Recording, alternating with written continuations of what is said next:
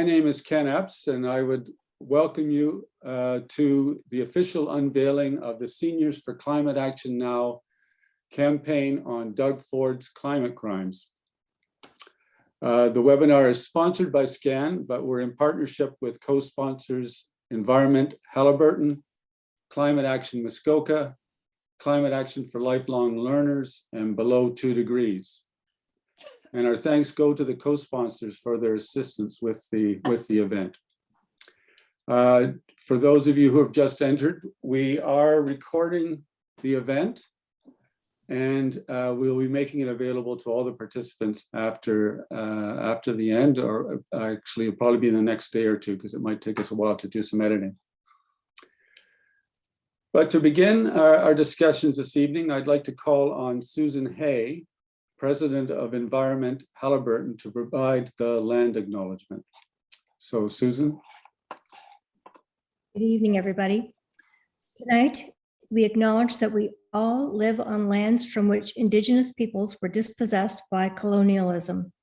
We honor these peoples for their cultures, their languages, their wise teachings, and their stewardship of the lands and waters. We call on our governments to respond to the calls in the Truth and Reconciliation Commission's report.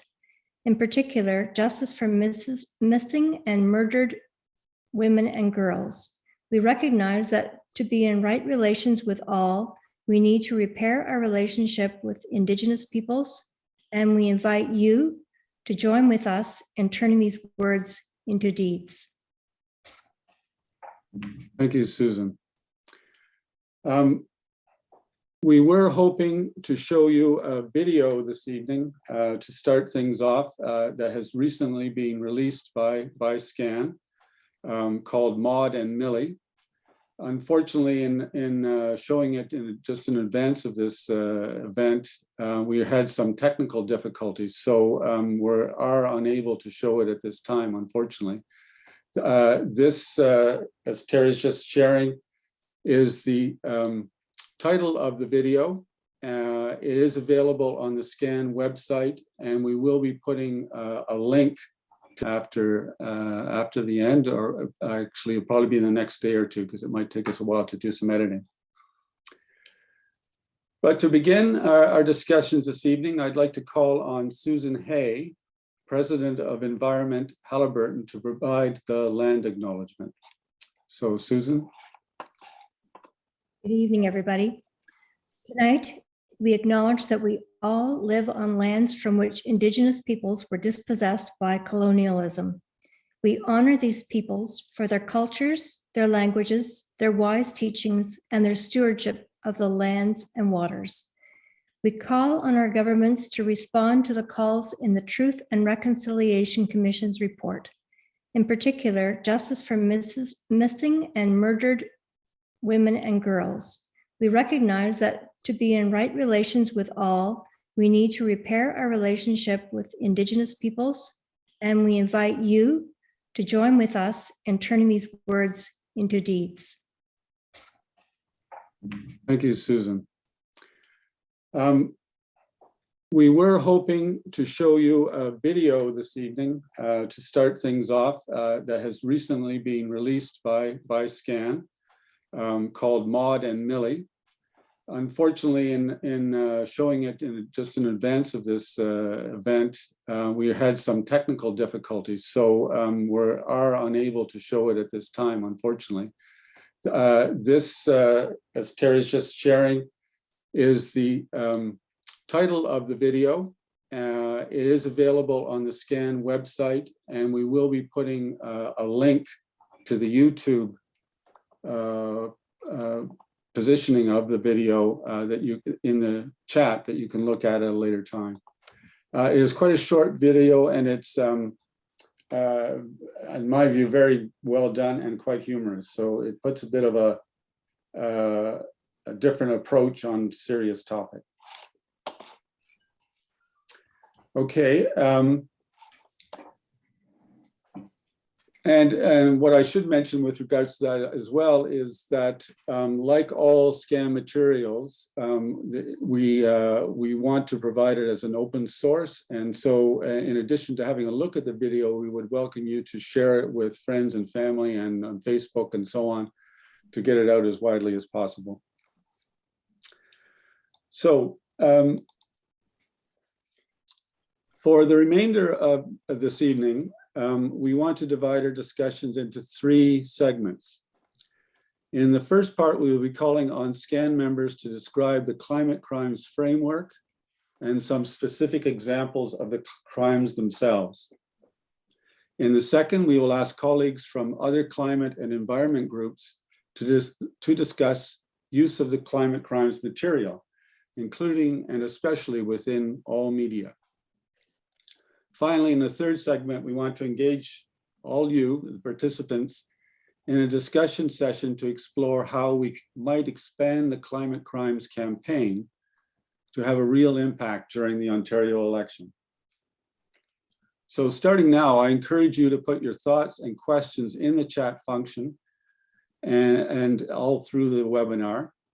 But we do request that you focus your entries on today's topic. So starting with our first segment, I want to give a little background on the generation of the climate crimes by SCAN members.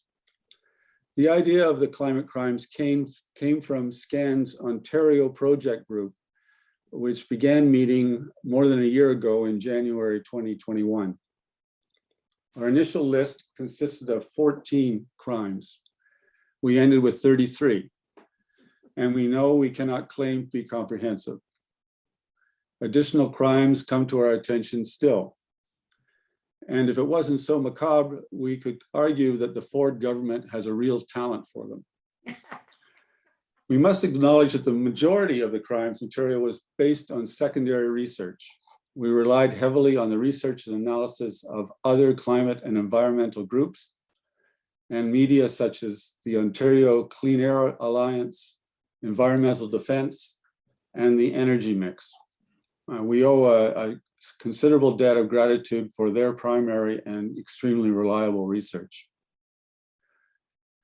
So we begin now the first segment of our event by calling on David Robertson to guide us through the crimes and offer a framework for their use and discussion. And David will be sharing the screen. Thanks, Ken, and thanks to all of you for coming out tonight and helping us launch the Ford Climate Crimes.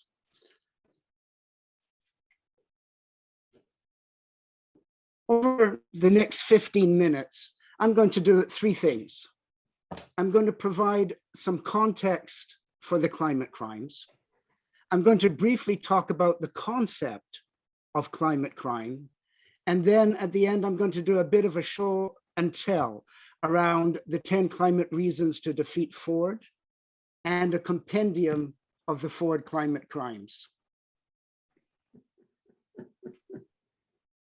Last week, on the heels of the 3rd IPCC report, and at the halfway mark between COP26 and COP27, the Ontario government delivered a carbon growth budget. This image is a screen capture from the government website. It helps to make the point that the budget is focused on economic growth, and there is absolutely no attempt to decouple that growth from greenhouse gas emissions.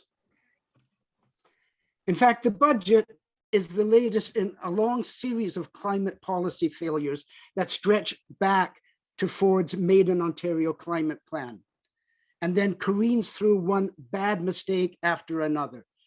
The forest sector strategy, the urban growth plan, the plan for small modular reactors, the hydrogen strategy, and on and on.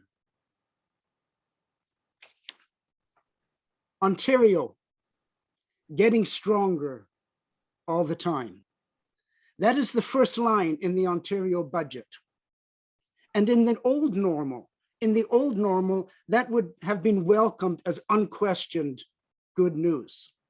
Ontario getting stronger all the time. But in a code red world with the alarm bells ringing louder, we have to ask the question, how is Ontario getting stronger? Do we have a climate adaptation plan that supports communities on the front lines of the climate emergency? Do we have the necessary investments in renewable energy? Do we have a healthcare system robust enough to deal with the climate casualties of the climate emergency? Do we have support programs to reduce energy poverty? Do we have subsidies to help shift families to electric heat pumps and zero emission vehicles? Do we have rules to limit natural gas heating in new construction?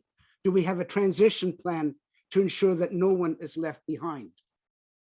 Is there an economic plan to secure the jobs and incomes that are associated with the electrification of everything? The Ontario budget does none of those things. Instead, it commits billions of dollars for highways and urban sprawl, for resource mega projects, and for a litany of bad energy choices.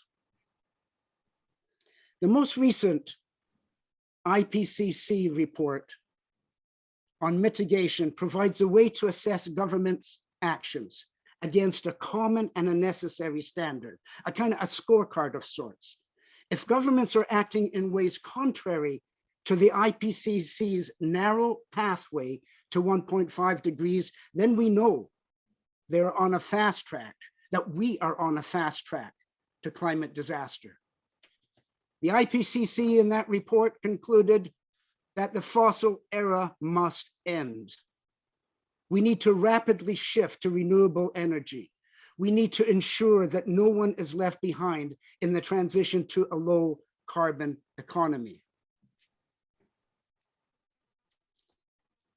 The IPCC report is considered by many as the final warning before the climate spirals out of control.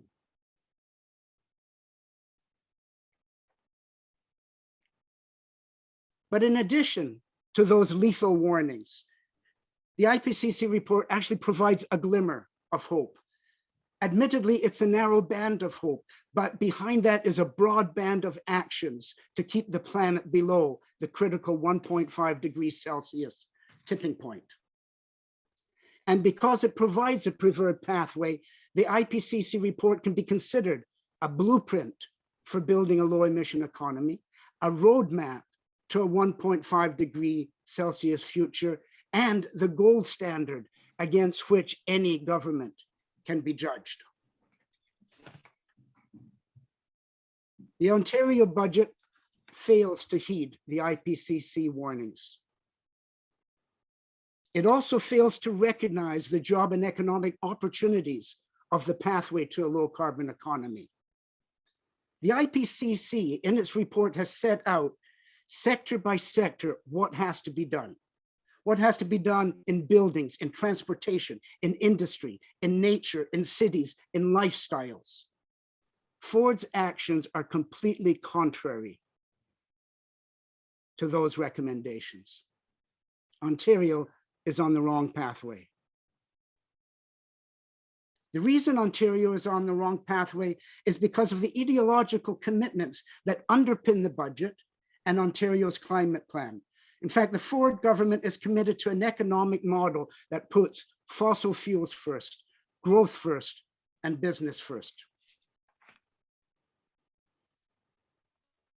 Here is that underpinning in 3 quotes. The first is from the Premier, who says, if we had the chance to get rid of all the windmills, we would. They are terrible, terrible wind turbines. The second quote comes from Doug Ford's 3rd environment minister. He says, the idea that the government can regulate and legislate its way to net zero or to combat climate change is an absolute fallacy. The third comes from the Ontario finance minister. We are ready to build bigger. We are ready to build faster than ever before. This fossil first, growth first, business first trinity is fueling the rise of greenhouse gas emissions in Ontario. For example, providing Enbridge taxpayer subsidies to extend its natural gas infrastructure will add more greenhouse gas emissions from the building sector. The budget announced a third phase of that expansion. Expanding gas-fired electricity plants will increase emissions. Building Highway 413 will add emissions from the transportation sector. Doubling the allowable cut in the boreal forest will turn a carbon sink into a bigger carbon bomb.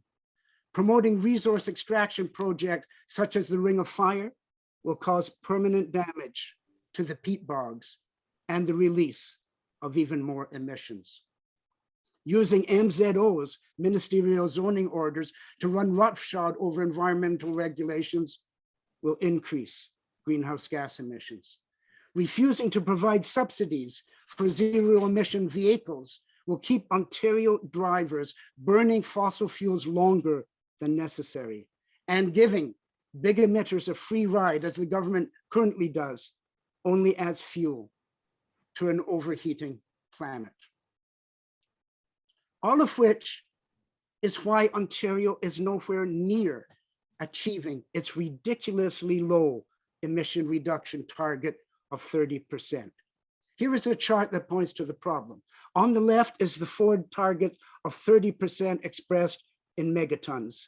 In the middle is the upper band of the federal government's target, 45%.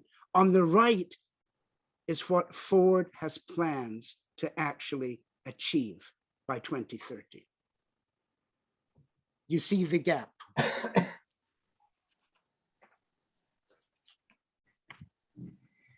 When SCAN started working on Ford's climate crimes, we had a number of discussions around the concept and the language of climate crimes. Was it appropriate? Was it too negative? Was it accurate? Unintentionally, but fortunately, the IPCC reports provide some of the answers to those questions. And more specifically, the UN General Secretary has set the stage for using the concept and the language of climate crimes. Here are a few of his quotes. Some government and business leaders are saying one thing but doing another. Simply put, they are lying, and the results will be catastrophic. Investing in new fossil fuels infrastructure is moral and economic madness. The world's biggest polluters are guilty of arson of our only home. The report is a damning indictment.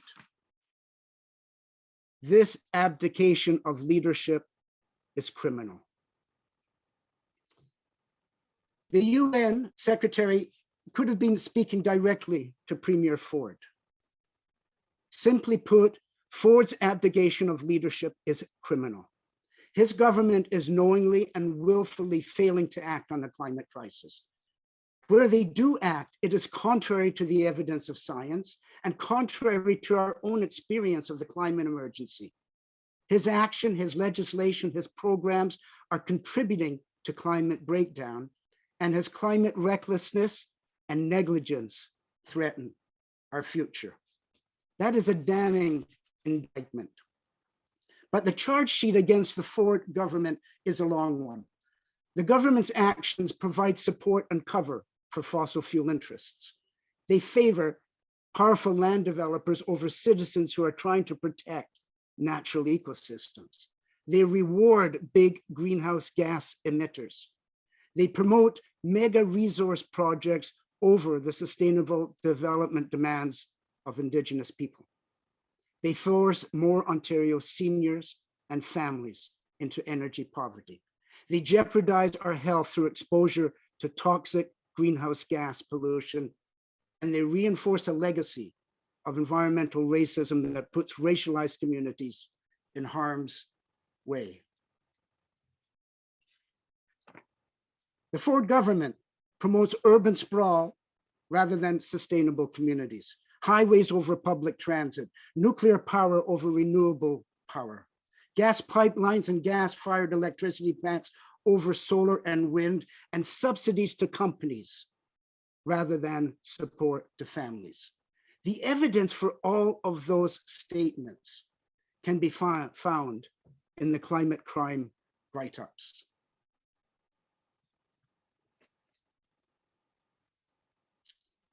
Our approach to Ford's climate crimes was shaped by a number of influences. First, we started with the science. What are the facts and the figures of greenhouse gas emissions, and what are the climate plans? And those were in our first two climate crimes. We then looked at actions that increase the production of carbon emissions and wrote about them. We also talked about the inaction, the failure of the government to support the shift to a renewable energy future. We're also influenced by all of the actions the government took to cancel existing climate programs. We made an effort to show the link between climate and other issues: health, transit, livable cities, natural ecosystems. And finally, we chose to look at climate through a social and climate justice lens. The result is a compendium of Ford climate crimes. We have short 1 to 2 page summaries of 33 Ford climate crimes. We also have an overview commentary that links them all together, and that's called 10 Climate Reasons to Defeat Ford. I'm going to use a series of snapshots to navigate through the 10 reasons and the climate crimes. For the duration of the election period, this is our opening screen on our website. There are a number of resources on our website that deal with the election. Just right here, you see there's the election toolkit. We have the video, we have commentaries, articles, presentations. But for tonight, I'm going to focus in on the top 2 buttons. On the left, the 10 climate reasons to defeat Ford, and on the right, Ford's climate crimes. If you click on the button when you're on the website, 10 climate reasons, you come to this page, and I'll just expand it so you can see it. So after an introductory comment, the 10 reasons start with an analysis of the Ford climate plan, and it provides the climate arithmetic, the facts and figures that spell out the trouble we're in. The reasons end with a discussion of Ford's failure to endorse the United Nations Declaration of Rights of Indigenous People and his failure to recognize the free, prior, and informed consent. In between, as you can see, there's a number of reasons. The 10 reasons provide an overview of the climate crimes, but are set up so you can navigate and enter it at any point. You don't have to read it from the start to the finish. You can choose which reason you want to explore. For example, I've just highlighted number 8, urban sprawl. When you click on that, you come to reason number 8. And for every reason we have, there is a brief overview and there are links to the related crimes. I picked this one because it has the busiest set of links. All of those links you see on the left are all links that relate to Ford's urban sprawl arsenal. On the right, you see some other links that link to public transit and to food security. Back to the main page. Now, if you go down to Ford climate crimes and you click on this, you come to all 33 climate crimes. They're numbered 1 to 33. If there's a particular crime you're interested in, you can follow it up. For instance, I've highlighted here, failure to protect and enhance biodiversity. When you click on the read here, you get to the climate crime. And all the crimes have a similar structure. There is a short analysis, that there is a section footnotes and supporting references, and there is a set of policy alternatives to address the issue. So all 33 crimes can be explored in the way that I just reviewed this particular crime number 22. So that's it for the show and tell. And I'd just like to wrap up with a few thoughts about some of the ways SCAN hopes to use the climate crime material. We see it as ammunition for political work at all candidates meetings, letters to the editor, letters to politicians. We also think that there is material there to support climate conversations that you might want to have with families, friends, and neighbors on everything from climate and health to protecting wetlands to urban sprawl to the Ring of Fire. We're hoping that through the range of climate crimes and their connections, we can actually make connections between climate and a range of other important issues: health, livable cities, public transit, jobs, nature, Indigenous rights. We also see the crimes as material for issue-specific leaflets that can be used for rallies, for canvassing. They also will nicely, at least their headings, will fit as slogans to post on placards at demos. We'll hope to do that on the upcoming demonstration on climate. And we're using the climate crime material to deepen and broaden our own knowledge as climate activists. We hope that our work on the climate crimes makes a contribution to the Defeat Doug Ford effort. And maybe, and hopefully in the longer term, it helps develop the details of a new climate plan, because we desperately need a different model. We need a shift from a climate plan based on fossils first, business first, and growth first, to a climate plan whose priorities are climate first, people first, and sustainability first. I'm excited, and I'm really glad that we are now at the stage of working with the climate crimes, and I'm looking forward to the rest of the discussion tonight. Thank you. Thank you very much, David. Even as someone who helped work on generating the climate crimes, I learned a lot from that presentation, so thank you. So we do not have time to review all the 33 climate crimes. David's given you a flavor of them. But we thought we wanted to offer a bit more details on a sample of them. And our first panel, consisting of 3 SCAN members, Jennifer Penny, Moya Beale, and Terry Moore, will briefly describe the 3 drafts that they worked on. And I'd like to start with Jennifer. Hello, everybody. David, that's a hard act to follow, but I'll do my best. So I'm speaking to the climate crime that Ford is making us more vulnerable to climate hazards than we need to be. The climate crime series identifies the ways in which the Ford government policies increase our carbon emissions and guarantee climate disasters in the future. But Ford is also making us vulnerable by failing to implement adaptation measures for the climate impacts that are already occurring. Last year, climate catastrophe in BC showed us what we're in for. First, the heat dome, which killed almost 600 people. Secondly, massive wildfires that destroyed the town of Lytton and forests all over British Columbia. And finally, the atmospheric river, which caused devastating floods and landslides that took out roads, rail lines, and bridges and cost the BC government a fortune to repair. Ontario is not immune to these impacts, even if the damage is not as spectacular so far. Last year, we saw record wildfires that burned almost 2 million acres of forest in Northwest Ontario. We saw record-breaking rainstorms that flooded communities in Southwestern Ontario and in the GTA in September. We saw a record 33 tornadoes that blew through Ontario last year. Just one of these heavily damaged 110 houses and sent several people to hospital in Barrie.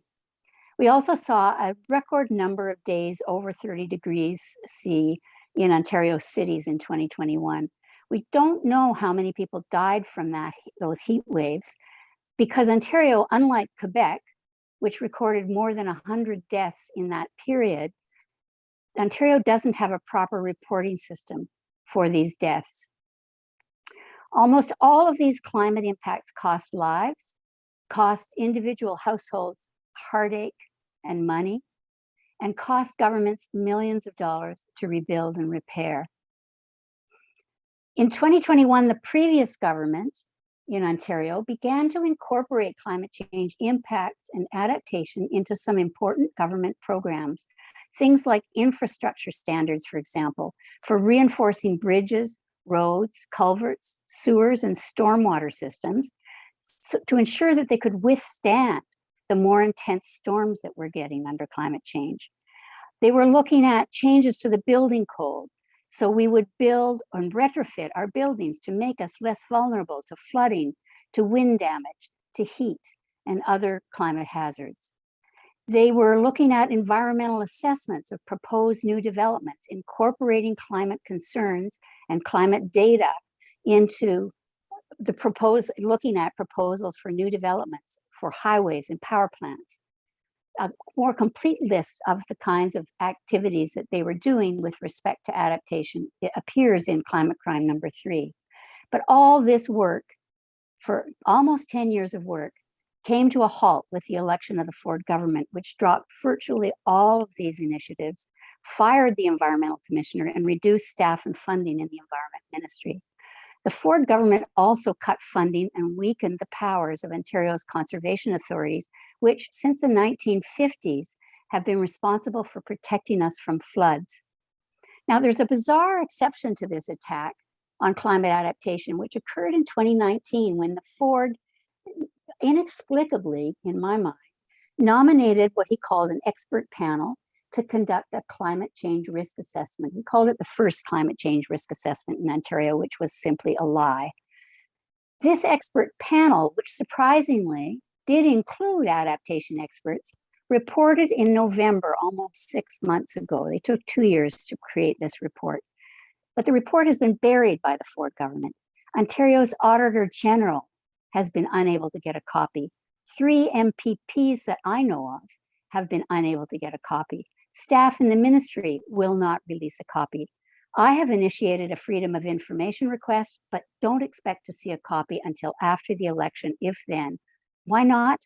Because this report is very likely, first, to reinforce concerns about the impacts of climate change in the province, and second, to identify adaptation actions that protect us from climate change that this government is simply uninterested in taking.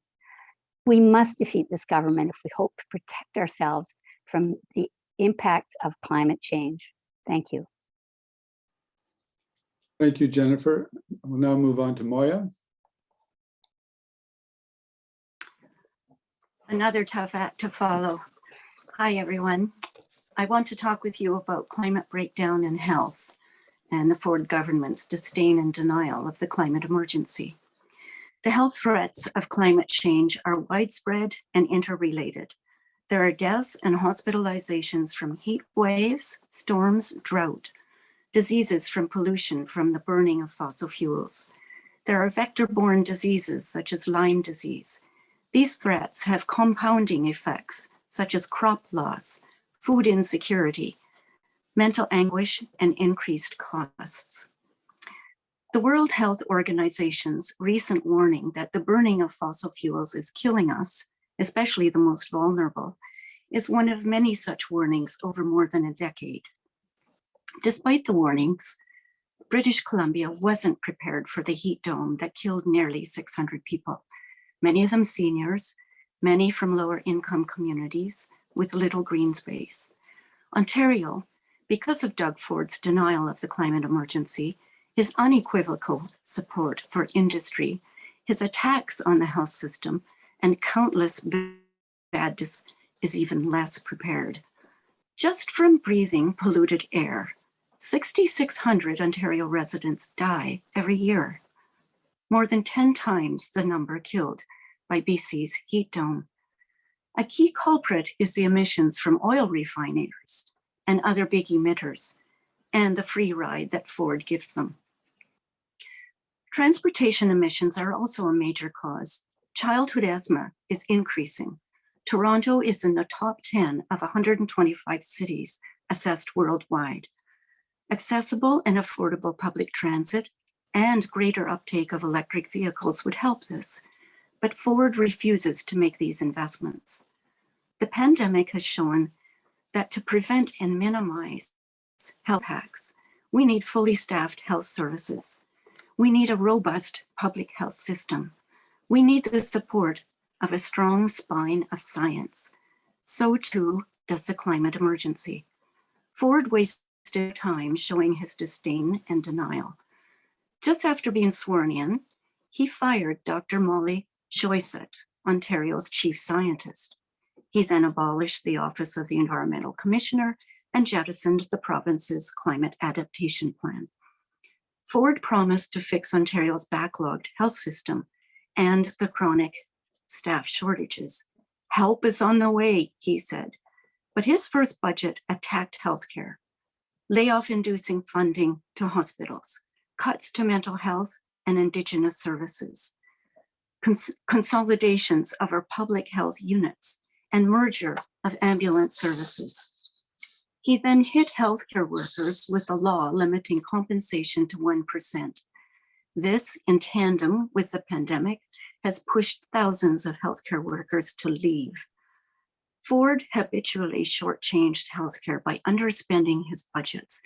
Our healthcare system will be underfunded by at least $4.5 billion by next year. We now have a backlog of thousands of surgeries and diagnostic procedures. Ford's answer is to allow private profit companies to perform them. Our healthcare cannot afford another Ford government. Thank you. Thank you, Moya. And finally, Terry. The Ford government is not the first or the only government to hop on the so-called Ring of Fire bandwagon. The proponents of this massive mineral extraction project, centered in an area about 750 kilometers northeast of Thunder Bay, see a huge opportunity to turn untapped mineral deposits into profits, tax revenue, and impressive sounding numbers of short-term construction and mining related jobs. While it is true that the Ring of Fire mining claim, soon to be owned by the Australian transnational mining giant Wyloo Metals, could see some of the Ring of Fire nickel and other metals powering Ontario-produced electrical vehicles, the extracted minerals are primarily destined to feed global supply chains. A number of environmental assessments are in the process on the impact of the billions of dollars worth of publicly financed access roads the Ford government wants to build into this ecologically sensitive Indigenous territory. The area is home to the second largest storehouse of peat sequestered carbon on the planet. It is also home to one of the last intact caribou herds in the country, essential to local Indigenous economies, which remarkably also help to protect the peatlands from increasing temperatures and permafrost melt. So access roads and mineral exploration and development activities have well-documented negative environmental and social impacts that Indigenous communities want to carefully consider and develop plans to contain before giving their consent to any Ring of Fire development, despite the fact that those environmental assessments are in their early stages. Doug Ford has made the Ring of Fire the centerpiece of his strategic mineral strategy released in April. He's impatient to get the bulldozers moving, something that you may recall he offered to do personally during the last provincial election. Now, Wyloo's metal president, Luca Giacovazzi, says that this is the most perfect deposit that's been located, that had it been located in Western Australia, would have been mined 10 years ago and already be at the end of its mine life by now. Not surprisingly, Indigenous communities are of at least two minds about the opening of an area they know as the breathing lands to such fast and furious extraction. They're very concerned about the long-term effects of mines that come and go, but leave a trail of destruction in their wake. At the same time, Indigenous communities are starved of the resources non-Indigenous communities take for granted, like access to potable water. Some Indigenous communities have made the Hobson's choice of becoming equity partners with the Ring of Fire development company, Noront, as well as the proponents of 2 access road projects currently subject to environmental assessment. Other Indigenous communities outside and downstream of the immediate mining development zone have called for a moratorium on any future mineral exploration or development activities until completion of inclusive environmental impact assessments and the granting of their free, prior, and informed consent to any resource development on their traditional territories. Ford's response to that call was to approve a whole raft of new mineral exploration permits in March of this year, once again exposing his enthusiasm for playing climate roulette and rolling over Indigenous rights at the same time. For more on the Ring of Fire, breathing lands tension, SCAN is sponsoring a presentation on how Indigenous breathing lands and the Ring of Fire come together on May the 12th, and we encourage all of you to consider joining us for that conversation. Thank you, Terry. And perhaps I can remind you, Terry, maybe to put the information on the SCAN website about the May 12th webinar. Right. I don't have that slide handy, but I'll. Okay, well, we can maybe add that later. Thank you to the SCAN members on our first panel. Before we go on to the second segment of our event, I want to remind everyone that you are welcome to put comments and questions in the chat function. That will be the source for our final segment. So during this second segment, we turn to our partners for their thoughts on the use of the climate crimes during the election period. We begin with Mitchell Beer, editor of The Climate Mix, excuse me, Energy. who we have asked to comment on how we might operate within the very competitive media spaces that we face today. So Mitchell, the floor is yours. Thanks very much, Ken. And I'm just delighted, first of all, to see so many people interested in this session. And also a couple of speakers have said what a tough act previous speakers have been to follow, all tough acts to follow. And I think that's just down to the astounding amount of research that has gone into these 33 climate crimes and all of the analysis flowing from them. I am the publisher of The Energy Mix, as Ken says, and I am based on unceded Algonquin and Anishinaabe territory, which you would also know as Ottawa. And I just want to start by saying what a fabulous resource this is for anybody who's planning to be out there campaigning in any capacity over the next month. And I hope that's everyone here. I think it's really interesting to see which of the 33 you chose to highlight, because if I had to guess, I would have been 0 for 3 about which ones you would select, and I intend that as really good news, because I really think that whether the outreach is to media, or I'm also going to suggest outreach to the wider public, the wider voting public, it's essential that we all of us spend the next month looking for storylines that make it easier to make inroads where people are not already thinking about climate change, where people are not already thinking about the climate emergency. So there are so many hooks in this material that point to the impacts, and I won't presume to repeat everything we've just heard, but that really connect and match up climate concern with other issues that will be at the top of the list for people who are not listing climate first, and for media representatives who are not first and foremost looking for a climate story. One concept that I have found really interesting and useful over almost the last decade, if you Google search a book called newsjacking, it's a concept that was developed that basically looks at how the news cycle plays out when a story lands. There's a big announcement or a big reveal. On the first day, the stories about that hard news. Second day, there's a follow-up of whatever kind, depending on what the story is.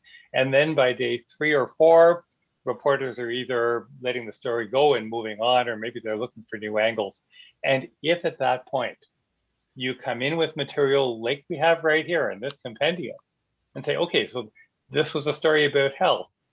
Here's the material that connects that back to climate impact. There's a story about housing.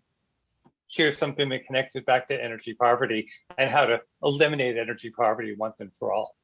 No guarantees. There are never any guarantees, but that might be a way of getting coverage, getting attention, and as I say, both from media and from regular voters in a way that you might not have otherwise. What we've been seeing so far, and obviously it's early days in the campaign -1, you might have seen the work that the Ontario Voters Coalition is doing right now to try to mobilize people for door-to-door canvassing and other campaign work. There's a pop-up on their website where they ask you to vote on the most important issue you see coming up in the campaign. And of course, when you vote, you get one look only at what the totals are. And when I cast my vote earlier today, you can guess or speculate what it was. We found out that 20% of people visiting that site had identified climate change as their top vote determining issue. And in fact, that was the largest proportion of people visiting the site.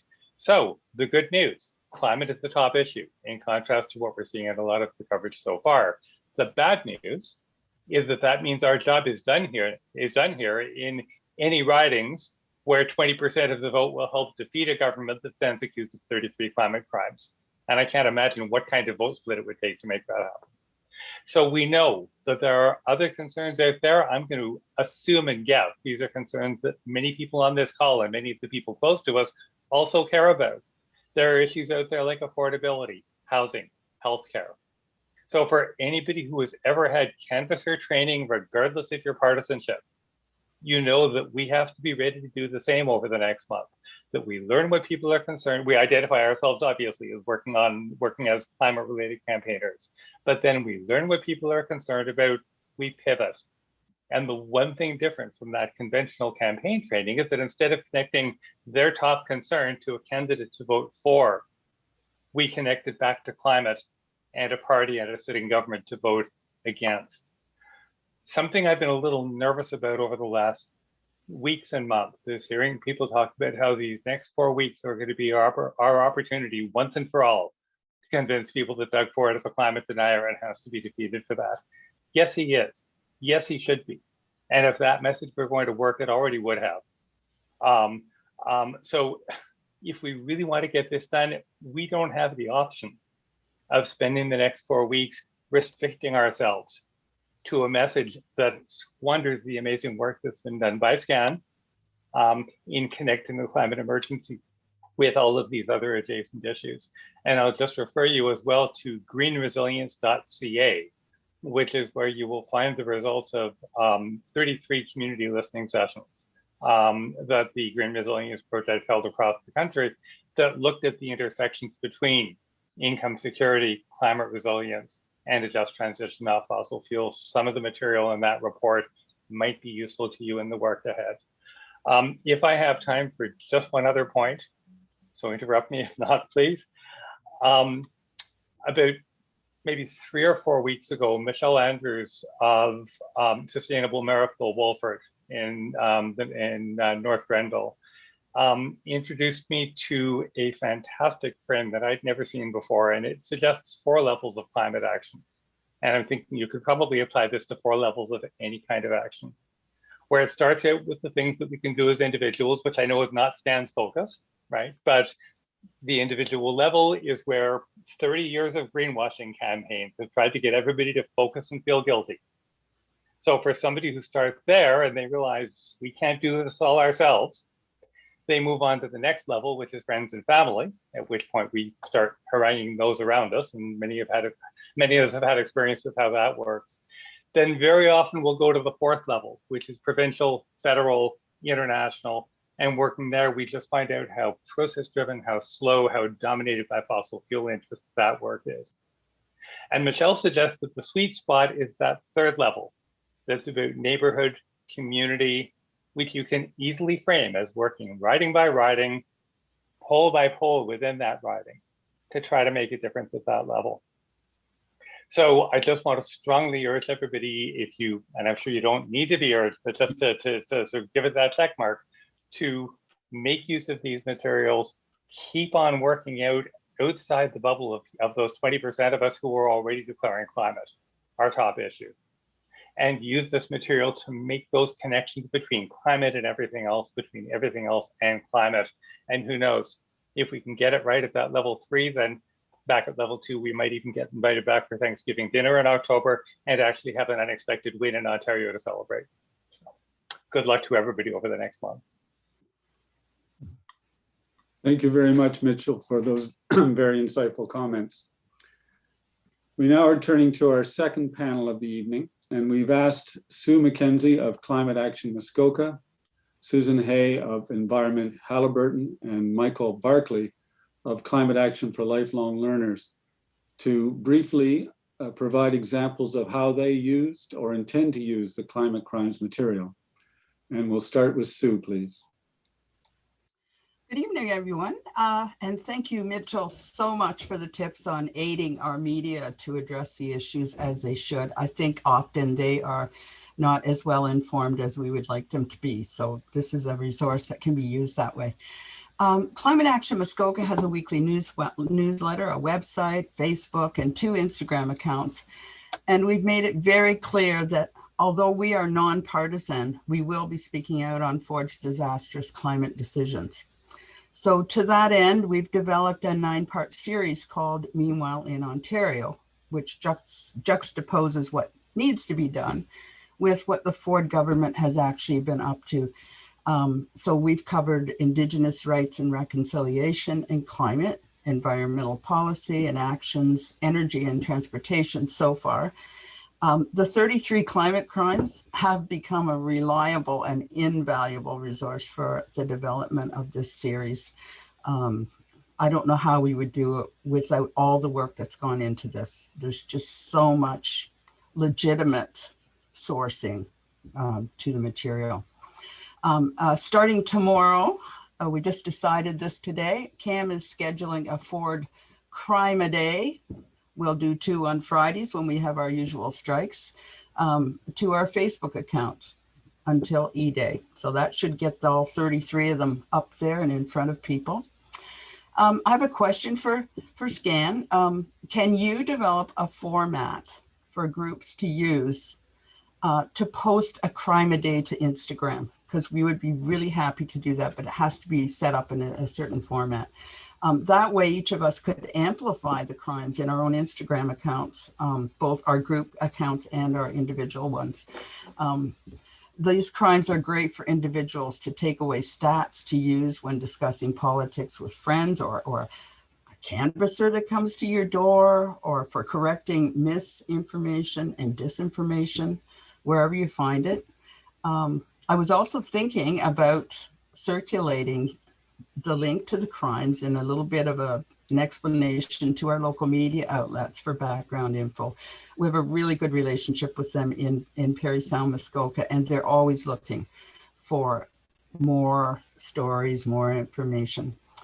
A couple more things. A Green Party person who is a CAM member has printed off copies of the individual crimes to have at the Huntsville campaign office. CAM has also shared them with the GPO organizing team here in Parry Sound, Muskoka. Our riding is one of the 2 or 3 predicted to possibly go green this election. This is our best chance ever. These are great backgrounders for, again, you already pointed out in your toolkit for all candidates meetings or talking to conservatives in our circles who I really believe many of them are unaware of what Ford's policies mean for the environment. Most of them want to protect the environment, and I think they're just not seeing it. And then I also see this resource having an ongoing value after the election, no matter what the outcome is there. It's such an excellent and in-depth analysis of all of the issues. I know it's probably not totally complete, but it sure is comprehensive. So that's what CAM is doing with your wonderful resource. Thanks. Thank you very much, Sue, and we'll definitely check into the Instagram suggestion. Perhaps we can move on now to Susan.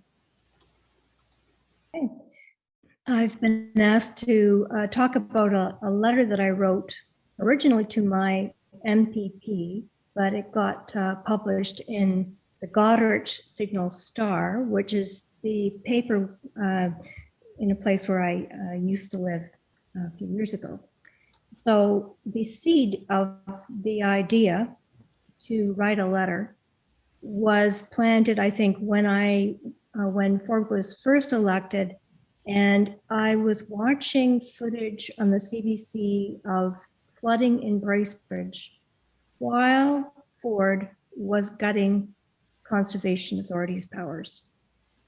And then he was,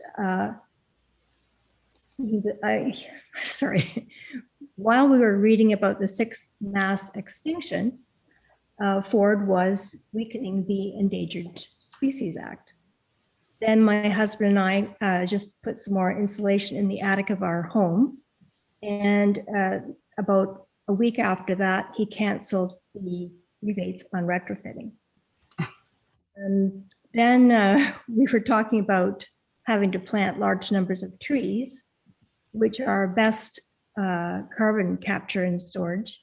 And as we were doing that, he was shutting down the provincial tree planting program. So I think you get the drift. So at that point, I heard David Robertson's presentation that he did for Environment Haliburton a couple of months ago, and that crystallized my idea about writing a letter to assuage my anger. So I based on David Robertson's and his crew list of climate crimes, I wrote a fairly angry letter to my MPP, and I copied this letter to my friend Jim in Goderich. Jim has been an advocate for environment and climate for about 35 years, as long as I've known him. And so he asked me if I would mind if he sent that letter to the editor of the Goddard Signal Star. And so I decided to allow him to do that. So I first contacted David and double checked that I had everything right, and sent the letter off, and it was published in the Goddard Signal Star. And apparently my friend Jim says that it is on the page that was most likely to be read by that audience. And so far, I haven't had a single death threat. Thank you, Susan. Glad you're still with us. Finally, we'll hear from Michael Barclay. Hi, folks. I'm sort of trying to report on what the Climate Action for Lifelong Learners discussed today in our meeting we had this morning about how we could relate to the work that SCAN has done in developing the crimes and the other materials and resources that are on the website. There's a wealth of support that I think we can all access. So we need to know it's not just the crimes, there's other material there that's of use for us.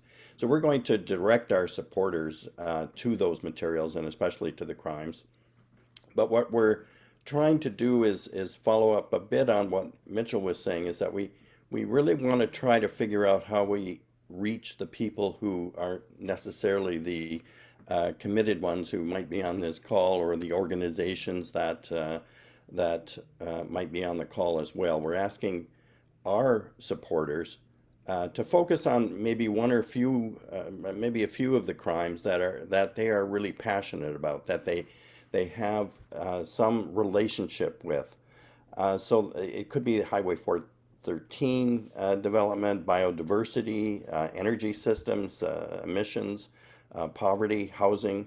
There are so many issues that people might have a real affinity to, and that they should really concentrate on those crimes and use those, get to know the material a bit, and use those in conversations with, and this certainly could be the basis of developing questions, even though there are some also questions on the resources of SCAN's website, but you could develop your own questions for candidates, if they're coming at the door, or if there's a Zoom candidates debate or a live debate somewhere, or on the phone. If you actually call a candidate and say you're a constituent and you haven't made up your mind who to vote for, they'll likely call you back and you can start asking the questions that are really important to you.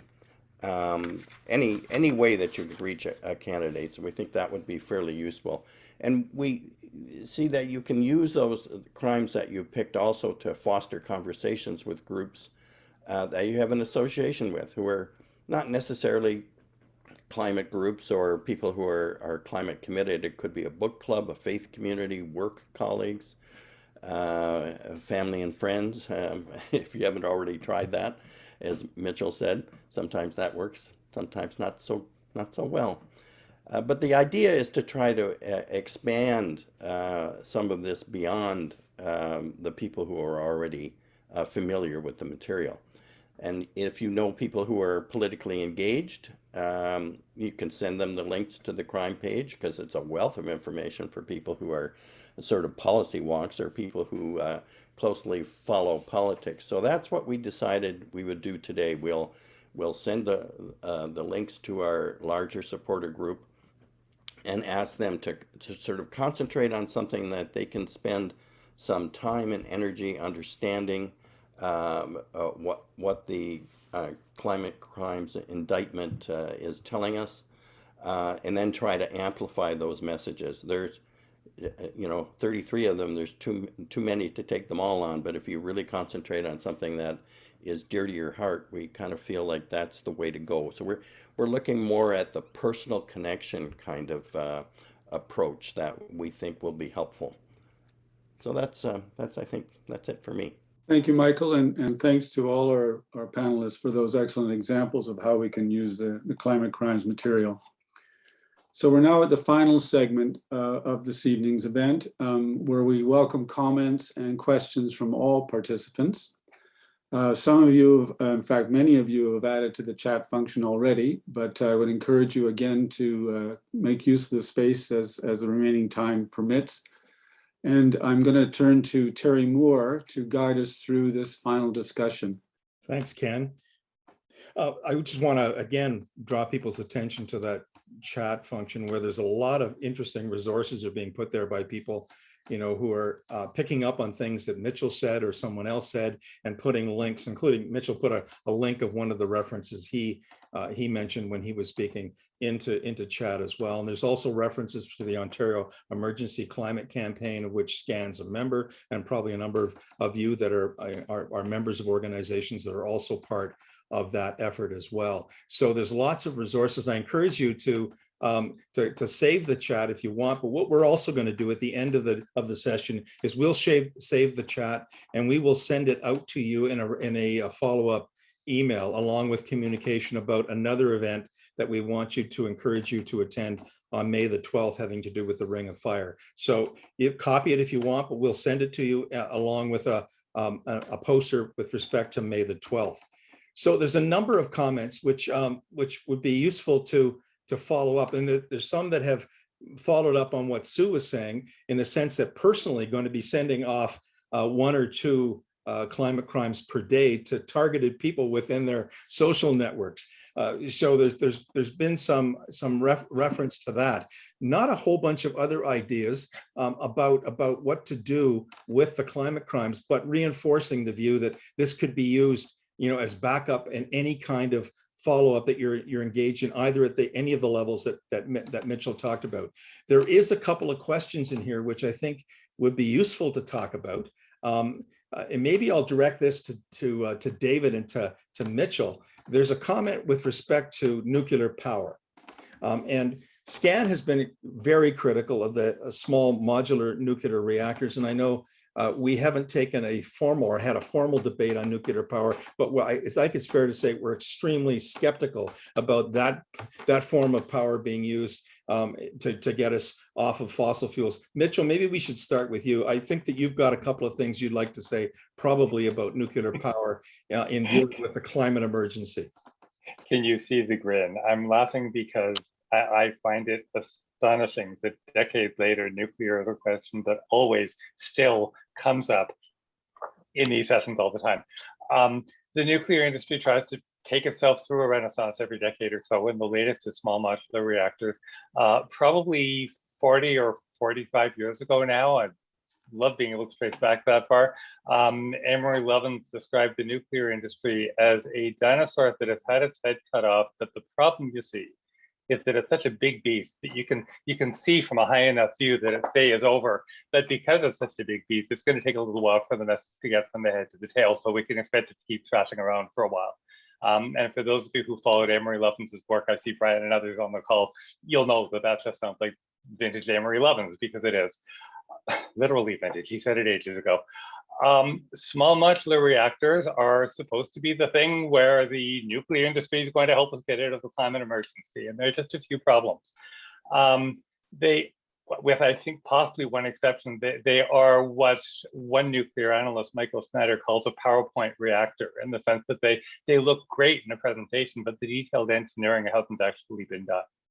As they say there, I gather there is one exception to that, but this notion that these reactors can be put in place in time to make a significant contribution to meeting our climate targets, particularly our 2030 targets.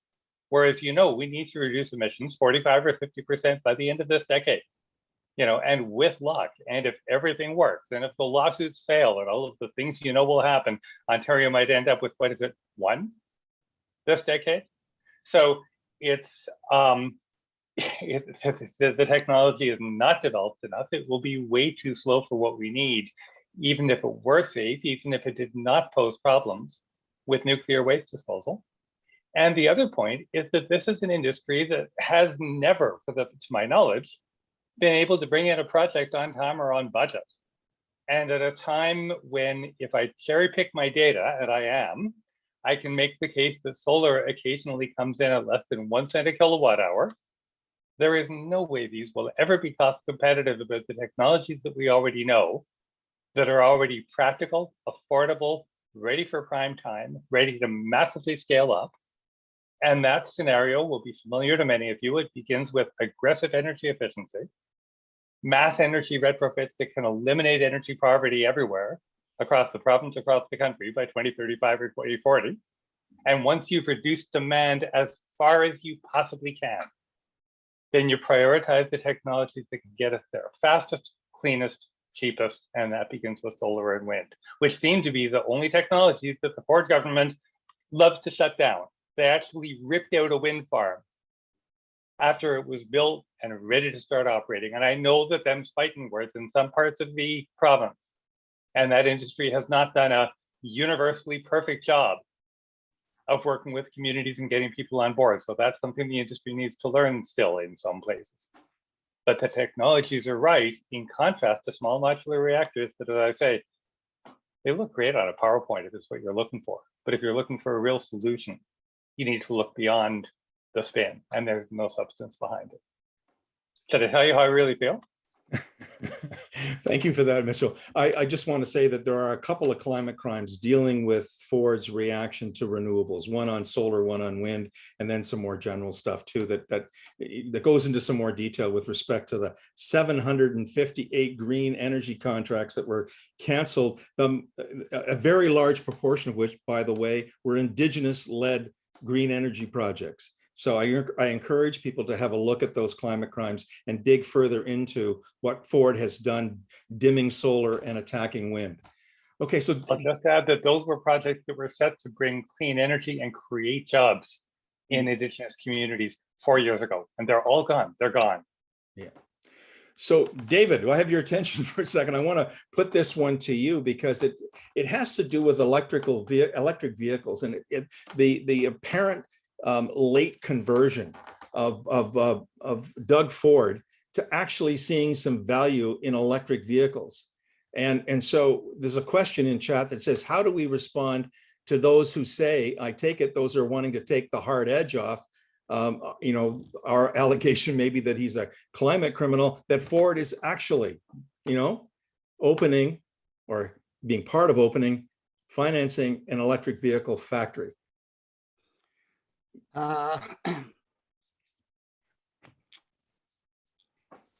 What Ford isn't doing, And I think this is an interesting contrast. The province of Quebec, the federal government, the province of British Columbia, all provide subsidies to consumers to shift from internal combustion engine vehicles to zero emission vehicles. Ford refuses to do that. Where you have the greatest sales of zero emission vehicles in Canada are in the provinces that have subsidies. If we want to get a shift in our transportation mix from gas powered vehicles to electric, what we have to do is provide subsidies to consumers to make the shift. Ford doesn't do that. What Ford is always willing to do is give money to business. And so to give money to GM or to give money to Ford or to give money to Honda is easy, because remember, his whole economic model is business first. To give subsidies to families that need help to make the shift, it's not there. So for instance, you know, so also, it's not only the case of personal vehicle ownership. The IPCC, its report, talks about the importance of moving to zero emission vehicles, but the shift to zero emission vehicles won't get us to the reductions in transportation emissions that we need.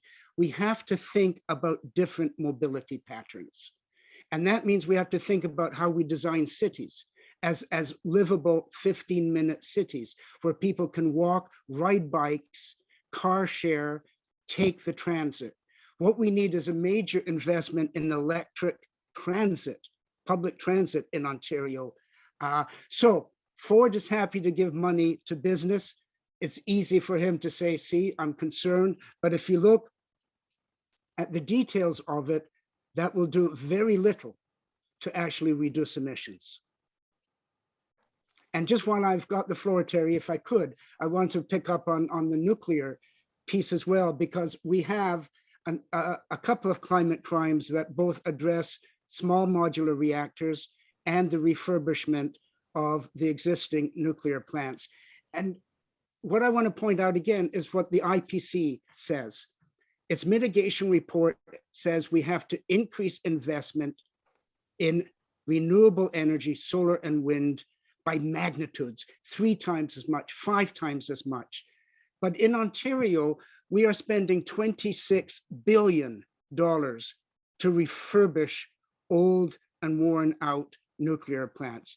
We are spending our share of another $27 billion to try and build a small modular reactor industry.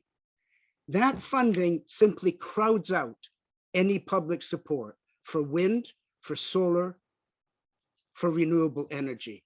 So it's not only a question of solar and wind are cheaper, and that's what the IPCC says as well. That's the future, renewable energy. It's also the case of when you crowd out public investment, when there's no money left, then you shortchange the future. And by committing to small modular, committing to the refurbishing of old nuclear, we're sabotaging our own future. Okay, so thank you for that. I want to highlight something that Tamsin Tilson put into the chat thing. She's basically saying, first of all, she's thanking us for the resources that have been put up by SCAN, but she's also suggesting that maybe a primer on 3 common myths that are out there all the time when you raise renewable issue questions and the transition off of fossil fuels. She's giving 3 examples. Electricity is dependent on gas anyway. There's no other way to generate sufficient energy. And the third one, we'll need fossil fuels indefinitely into our future. Do either one of you want to take on that? Just first off, the idea of us trying to take on some common myths on the SCAN website, but then more importantly, these particular myths. David? Yeah, I always have this image. Unfortunately, we're in Ontario, and I have this image of a person in their zero emission vehicle, and the zero emission vehicle is parked outside of a gas-fired electricity plant. Because we might buy the zero emission vehicle, but if Doug Ford continues to supply the proportion of our electricity generation from gas-fired plants as he currently is and plans to increase, then we're shooting ourselves in the foot. Or else park it out in front of a nuclear plant and say, you know, how green is this? It reinforces again, for me, why we have to think about other transportation modes like public transit and the like. I don't know. I mean, it's like, I have to admit at the moment that the idea of taking on more work after slogging through what we've been slogging through, I'm finding myself a little shell-shocked, and I'm looking forward to taking what we have and using it. But I think that the suggestion that we find a way, and maybe amongst ourselves and amongst the various groups, we have various networks of groups that we think about taking on some of the myths that were just identified. And I think that may be a project for the Ontario Climate Emergency Campaign. I know the Environmental Defence is announcing a number of initiatives. So I think one of them could be, let's think about the myths and think about a way to respond to them. Okay. Well, Terry Tamsin, if I can just Go ahead. Sure. Thanks. Tamsin's Absolutely. also saying in the chat that first of all, those were just examples, but secondly, that you crowdsource the work. And in fact, in your presentation, you pointed to that, David, saying that the 33 crimes should be taken as source material for all of the derivative stuff that people can produce, depending on what different needs and what's come up in the course of the campaign. So I would certainly see that kind of FAQ and myth busting as part of it. And you've given whoever wants to start on that such an incredible start. Quickly to this question of we need gas plants, we will need fossil fuels for the foreseeable future. There are a lot of dimensions to the we'll need fossil fuels for the foreseeable future, depending on circumstance, depending on what use it's for. And there are practical, reliable answers to pretty much all of them. One, I think, really useful argument I'm hearing right now is that there are a few question marks down the road beyond 2030, but we have more than enough positive stuff we can do right now to get us to 2030 and get that 45 or 50% emissions reduction that we need. One reason that there's been argument for gas plants or some kind of backup for an increasingly renewable grid, and we hear this from coal as well, not in Ontario, but elsewhere where it hasn't been phased out yet. The argument, and I'm sure many of you have heard this too many thousands of times, well, there are times when the wind doesn't blow and the sun doesn't shine. There are two quick answers to that, both of which just have mountains of evidence behind them. The first is that dating back at least a decade, the research and modeling has been done to show that if you have high renewable grids in enough different places, and if those grids are properly connected, then if the wind isn't blowing and the sun isn't shining in one place, those things will be happening elsewhere. And so using the grid, in essence, as a wide extended storage system, you can, according to that modeling, get the electricity you need everywhere you need it at every moment around the year. The more recent argument, and it makes so much sense, is that the cost of batteries has been plummeting. And at this point, energy storage attached to solar, storage attached to wind, storage attached to grid. The barriers to that in Ontario are largely institutional. It is, the costs are falling so fast. Now, the caution on the lithium ion batteries we know today are basically the same kind of supply chain issues you were raising, Terry, in your presentation on the Ring of Fire. That if we just say, as Elon Musk is, there has to be something wrong with it. Oh yeah, let's just get out there and mine all the lithium we can. No, it's not quite that simple. We need to learn how to recycle batteries. We need to learn how to do the sourcing in a way that works and doesn't replace one problem with the other. But to say that therefore we need gas peaker plants is just greenwashing. We can't phase them all out on a dime, but we can start planning to phase them out right now. Excuse me, it looks like Brody's hand has been up a long time. Yes, I was going to suggest something, that we're not actually unmuting people. There's just far too many people here. There's 120 people online at the moment. what we really are encouraging people to do is put comments or questions into the chat box or the chat function. And if Brody could do that, that would be great. Rather than me getting into a practice of recognizing people to speak and ask their questions verbally. If you could do that, I'd really appreciate it, because if we start unmuting, we're going to get lots of talking over between people. So Brody, could you do that? And if you do, I'll go to that and put it to whoever you want to put the question to. Well, I'm not. That's not a carte blanche for you to ask anything. But if it's a relevant question, I will. He said no problem. So apparently he's doing it. So there's a bunch of questions in chat about various election strategies. People talking about everything from individual strategies in terms of taking the climate crimes and putting them, to work in terms of letters to the editor, animating discussions and op-ed articles and so on and so forth, circulating among family, friends, and within organizations like Michael was talking about.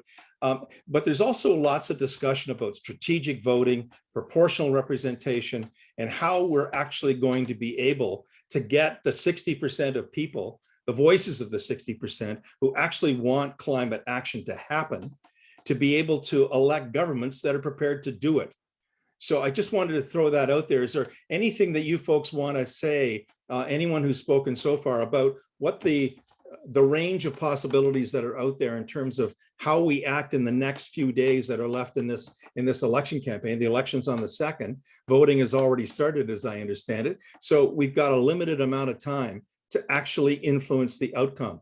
What are the range of strategies that are being used, and how do we think that the climate crimes could be inserted into those various kinds of strategies that are out there? Who wants to take that on? Mitchell, you want to start? I've been talking too much. Okay, David. Sue had her hand up, Terry. Okay, David.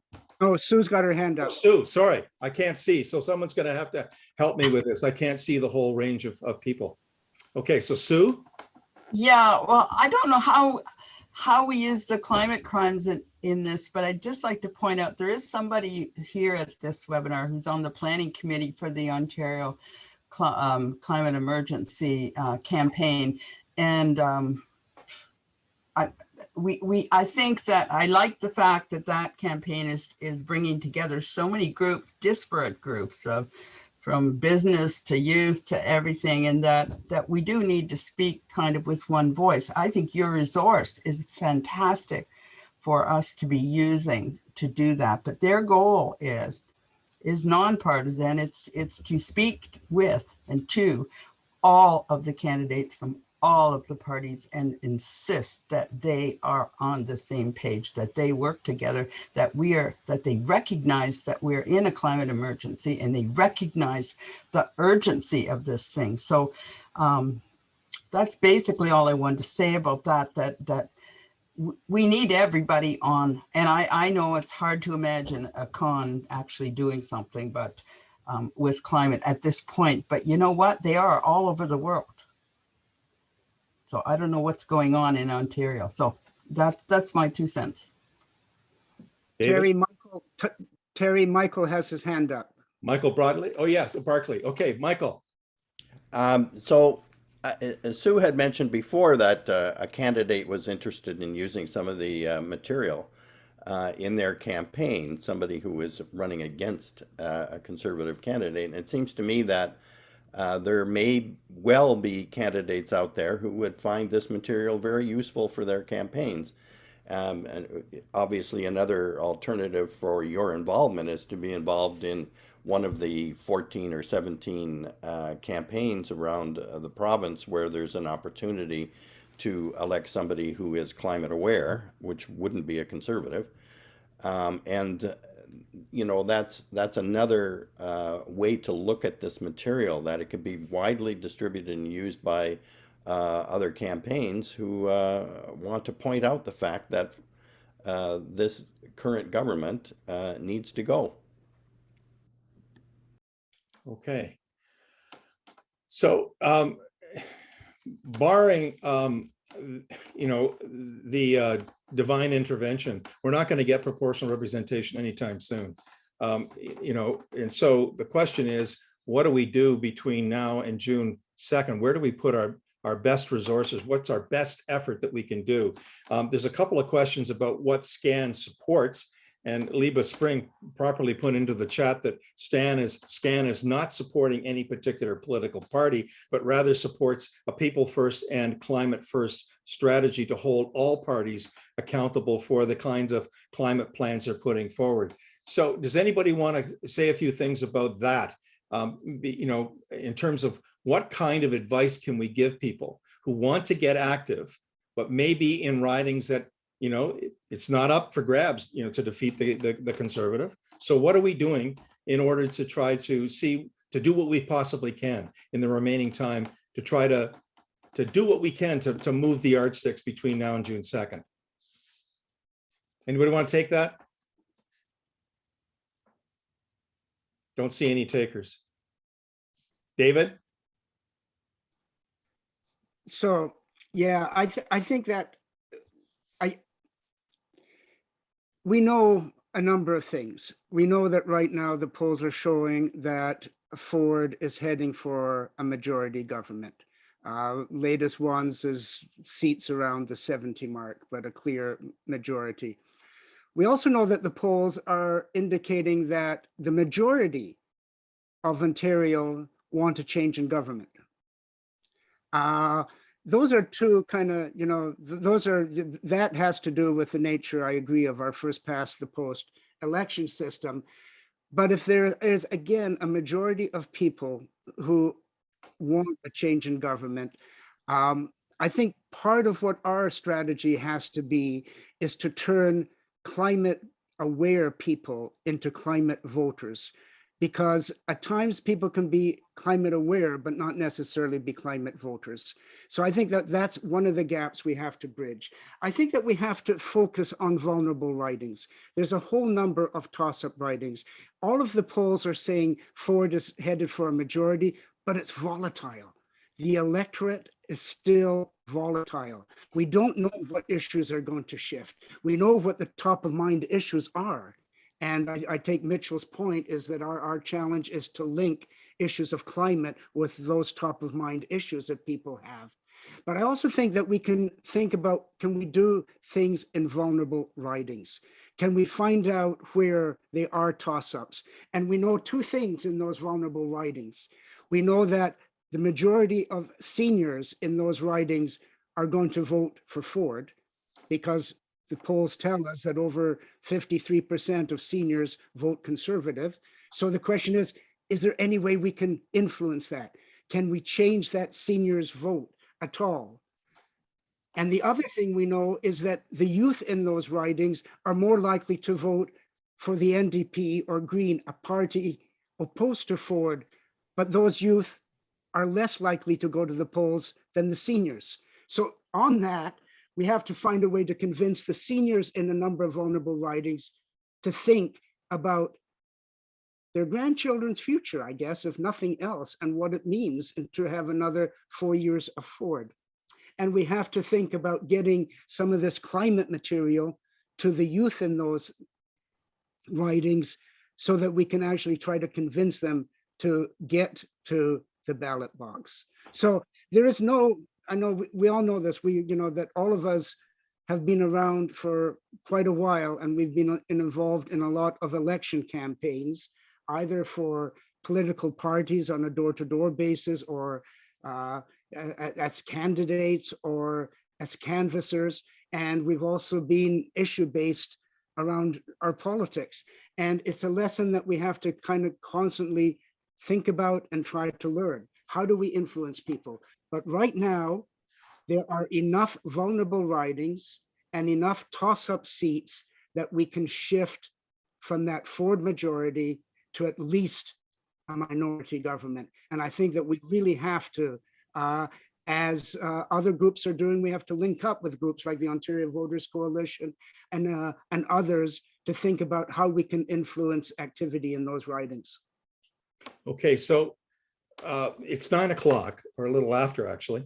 And what I want to do is just test the house, as they say, these, and see whether or not people want to hang around and what we're calling after chat. If people want to stick around and have some more discussion about maybe some of the strategic issues, the tactical issues, and the questions about how we can actually move things forward, between now and June 2nd, invite you to do that. But I think what we'll probably do is call an end to the formal meeting and then switch into something called after chat for those folks who want to stick around and have some more discussion about that. So I think what I'll do is just simply hand things back to Ken right now for he can say that, the formal goodbyes, but anybody who's interested, please hang around and we'll have some more discussion about some of the questions that are left unanswered in the chat function. So Ken, I'll put it back to you.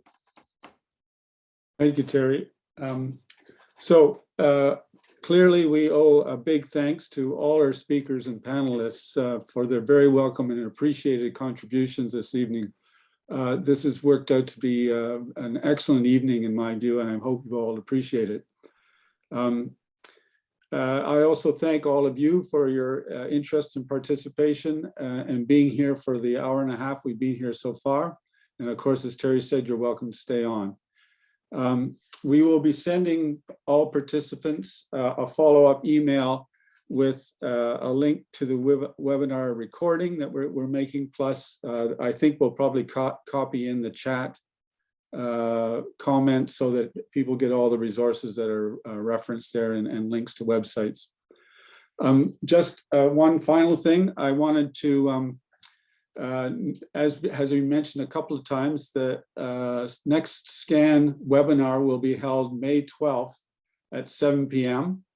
It is a special election event about Ontario's Ring of Fire, as Terry has already mentioned, featuring climate activist Donna Ashimok and Dana Nadine Scott. And you'll find information and registration details on the SCAN website. So, finally, for those who have to leave, thanks for attending and have a good evening. And the rest, as I say, you're welcome to stay.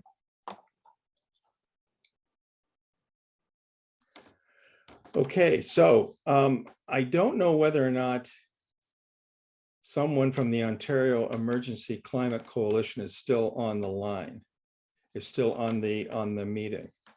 But if he is, yes, Bob Garthson has his hand raised, Terry. yeah, I know. That's what I wanted to do was ask Bob if he wanted to say a couple of things. If I could find him on the gallery. He's unmuted. He's unmuted, Terry, so he can go I'm ahead. unmuted now. Okay, go ahead. Okay, I'd certainly be prepared to answer questions. I'm working with the coordinating team, and in about 3 weeks, we've gone from approximately 100,000 individuals represented by their organization signed on to now well over 500,000.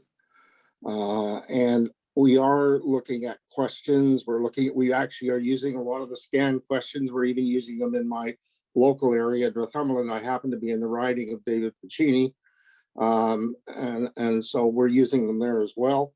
We're definitely going to have information on vulnerable ridings, but I wanted to talk about the issue that pulling people together. I've been working with about 30 different organizations for on and off for the last 20, 30 years. And I tap those contacts. So it's not just us, but it's the Ontario Secondary School Teachers Federation, where I was a vice president, the National Farmers Union, the Council of Canadians, and other organizations that are linked to those. And we're trying to do what you're talking about, working together. We are aware that people have fears related to the climate crisis. We are aware that people have fears because of the uncertainty in their life. And I haven't spoken to my whole team, but I did speak to Alan earlier today in a personal phone call. And I'm convinced we have to learn from what's happened in other places. If people ask the question, I taught political science and history and environmental studies, and people ask, well, how come Al-Qaeda succeeded? They succeeded because they asked the question, what are people's basic insecurities? What do they need? We are going to make sure they get them. We have to go back to the concept of community. those people who don't have advantage, those people who don't have money, who don't have proper housing and food. And we have to look at a volunteer network that will help provide those. That's what people are looking at, and they're afraid of change. And I think that addresses some of the issues that people have spoken about today. They're afraid of change because they don't know now what's going to happen to their future. And while we understand the climate issues and how they touch on everything, getting the attention of people at this time is a very difficult challenge, definitely.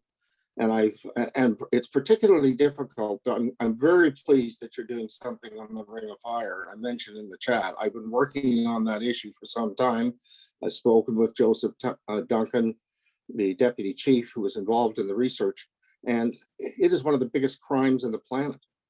But most people in Ontario have no idea where it is or what it's going to mean.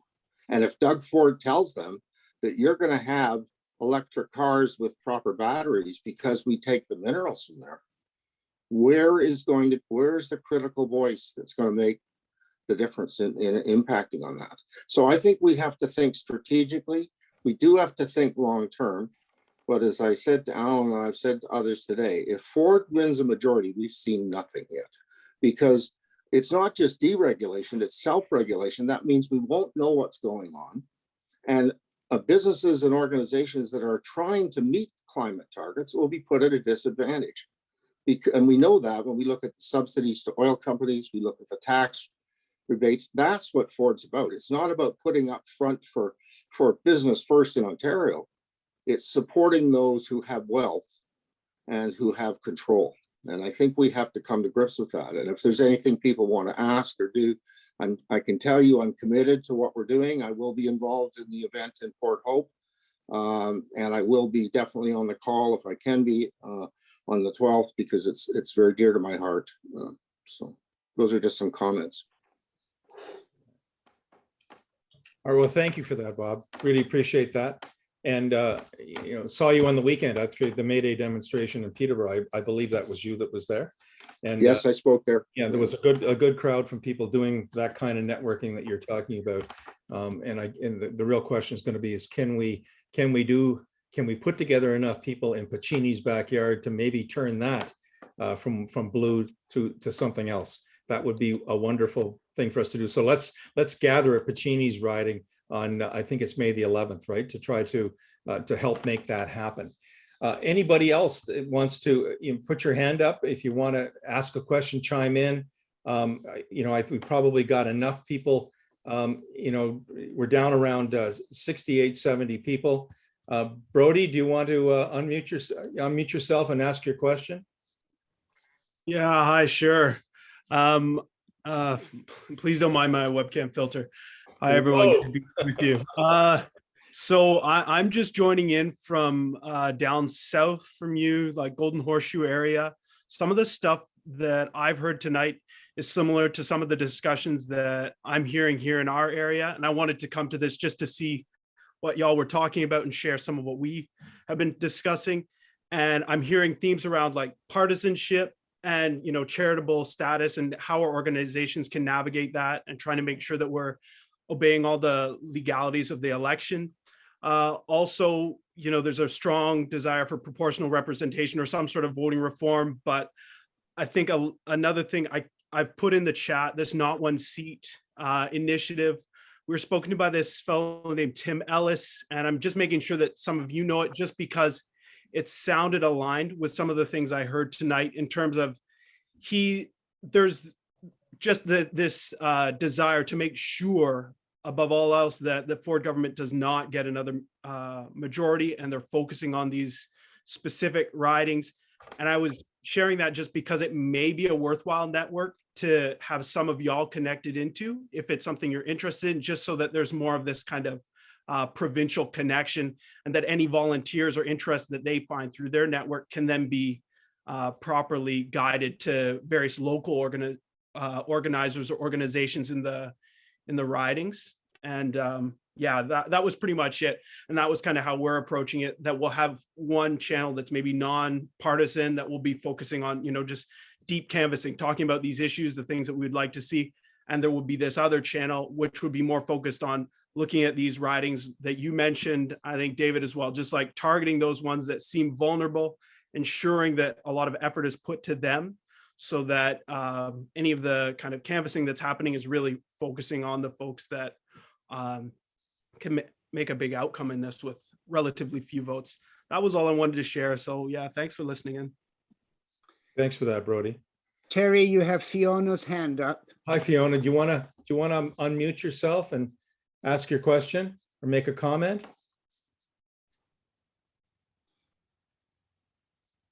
Hi, good to see you all. Thanks for a fantastic and fascinating evening, and congratulations on the incredible detail and the power of all your arguments. And I am just concerned that all this work absolutely needs to be disseminated as widely as possible, and we don't have very long. I simply wanted to raise the fact that I've been working on the local and regional level lately, because as I think I mentioned in the chat, there are a number of municipalities who've been fighting really hard to oppose urban boundary expansions. All these people, I think, would be wonderful targets for all of your messages, and a lot of them could really, they could use this information to sort of understand how much Ontario municipalities are reliant on the province, and how much the province, not only has so much influence on municipalities, but particularly the Doug Ford government has made municipalities even more captive to the province, and will continue to do so. So it's really vital to get to these people who are very concerned about environment and climate change in their local area, to make them understand that we've got to change this provincial government. I was wondering if you could recommend maybe any parts of your campaign that might be particularly applicable for this audience. Before I ask David to say something about that, or someone else from SCAN to chime in, I just wanted to say to you that we're working with Environmental Defense and a network of community level climate action groups to put on an event sometime in May on urban sprawl and the related issues around that, a similar kind of event to tonight's. And so we're going to try to have some people who are active in local campaigns resisting the kinds of growth strategies that Ford's trying to impose on municipalities, and his efforts to override municipal control, when they don't want to play ball with him. So that's coming. So pay it. We will keep everybody who's registered for tonight's event. We'll keep you informed by sending you the poster and the contact information with respect to that event when it gets scheduled. So, David, do you want to say something about the climate connection? Could I just recommend somebody from Niagara, if you haven't totally put together your roster of speakers? Sure. Could you put the name in the chat, and we'll follow up. We'll follow up for sure. Okay. So, David, you want to say something about that before I go to Ronnie? Just very quickly, reason number 8 that deals with urban sprawl. I mean, Ford does have a very powerful urban sprawl arsenal. He uses omnibus legislation. We know what he's done with conservation authorities, with environmental regulation. I think if you go to the climate reason number 8 and follow those links to the half dozen crimes that are related to urban sprawl, there's a lot of good material there. Okay, so Ronnie, Ronnie, do you want to unmute yourself and make a comment or ask a question? Well, I was going to say, I had written in the chat that I think one of the most important points that we have to get across to people is how we can have enough electricity, energy, power without without using fossil fuels. I think that's the big question that people have. They worry about that. The majority of people are not aware. I think it's just sort of almost hardly any amount of energy will be produced by wind and solar. I've heard this so many times, and that's something that the conservatives can use all the time. They'll just say, well, we could never have enough energy to power all the things that we, it's really a big issue. I think we're not talking about it enough, about how much energy actually we can produce. I think we should give out more information about that.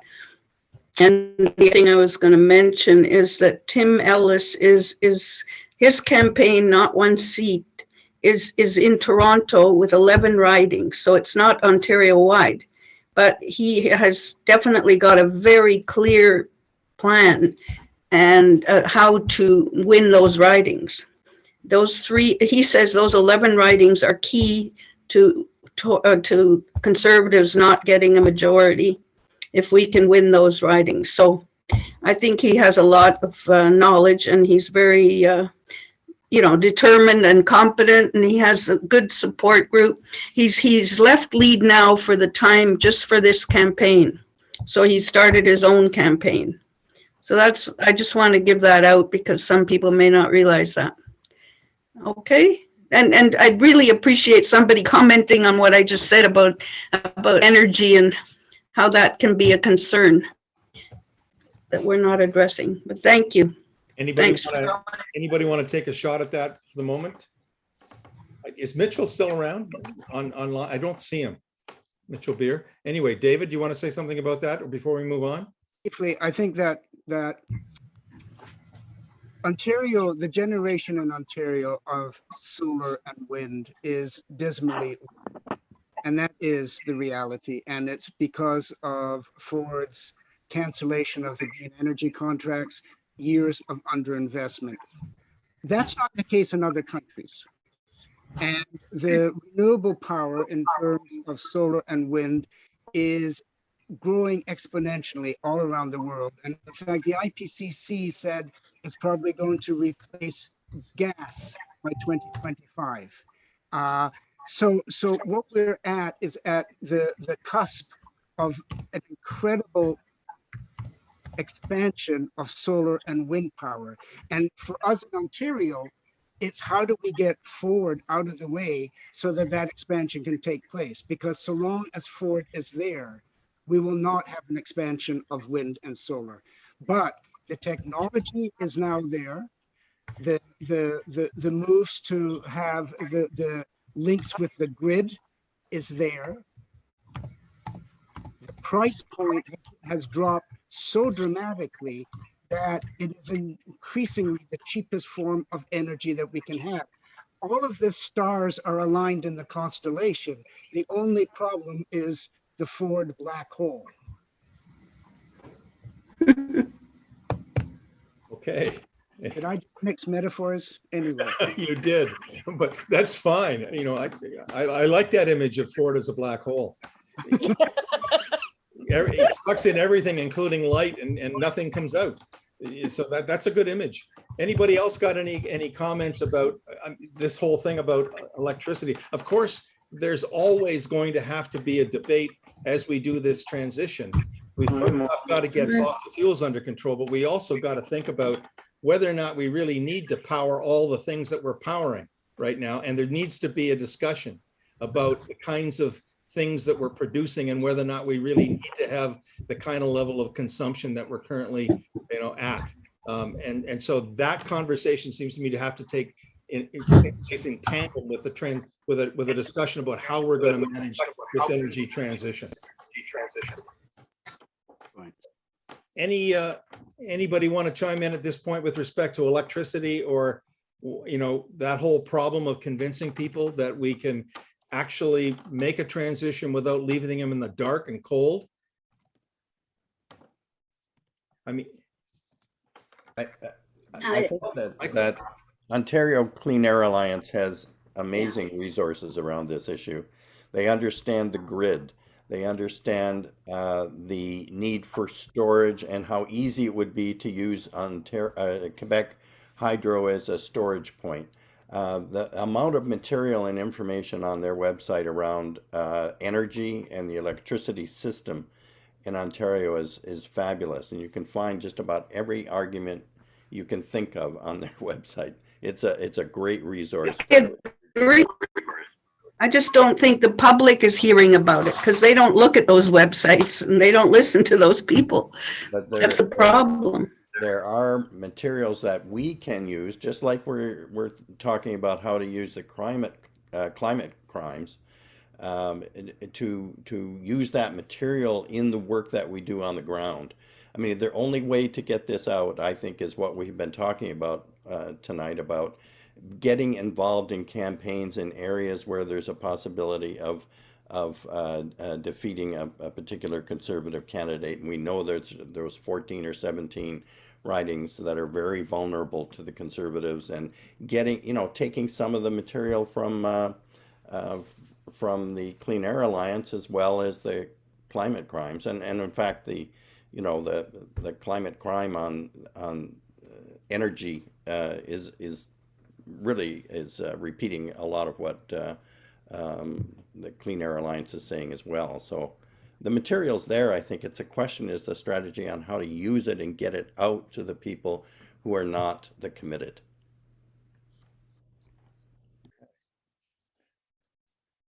So there's lots of good resources and connections and links being placed in chat. So I'm going to encourage you to, if you want to copy that yourself, feel free, but we're going to copy the final chat list of all the comments and the links, and we'll send them to everybody who was participating in tonight's event.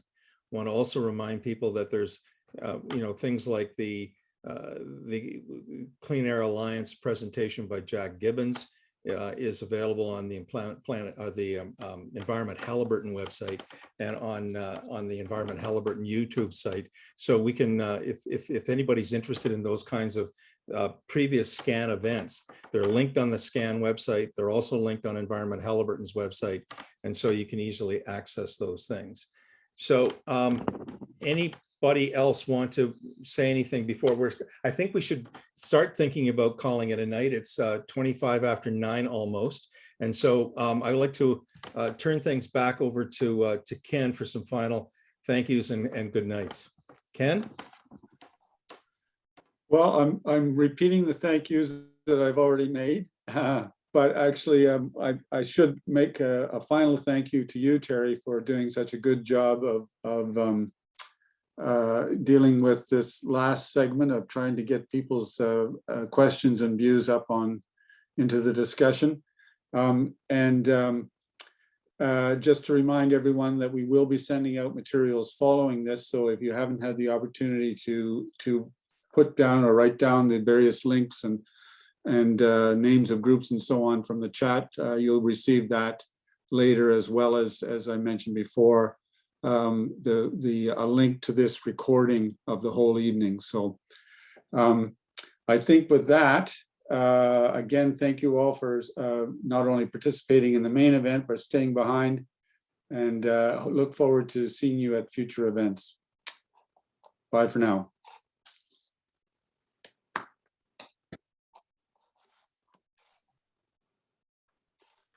Good night, everybody.